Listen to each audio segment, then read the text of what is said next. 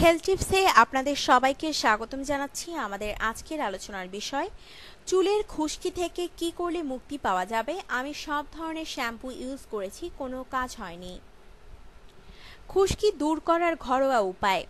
Shampoo করার আগে চুল ভিজিয়ে নিন এবং চুলে অল্প করে লবণ ঘষুন। মেথি সারা রাত পানিতে ভিজিয়ে বেটে চুলের গোড়ায় লাগিয়ে আধা ঘন্টা পর শ্যাম্পু দিয়ে চুল ধুয়ে ফেলুন। গোটা বিট সেদ্ধ করে সেই পানি দিয়ে প্রতিদিন চুলের গোড়ায় ম্যাসাজ করুন।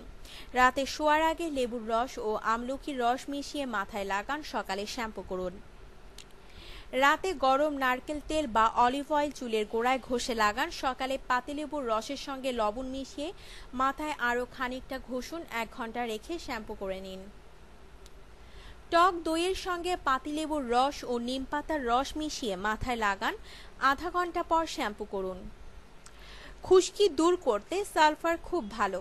পেঁয়াজের সালফার আছে, পেঁয়াজের রস মাথায় লাগান, 1 ঘন্টা পর শ্যাম্পু করুন।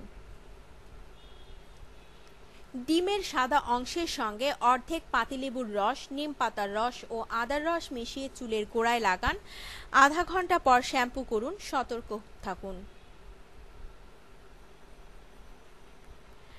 আপনার জীবনকে আনন্দময় করে তুলতে এবং বিভিন্ন স্বাস্থ্য টিপস ও পরামর্শ পেতে আমাদের চ্যানেল সাবস্ক্রাইব, লাইক ও শেয়ার করবেন। ধন্যবাদ।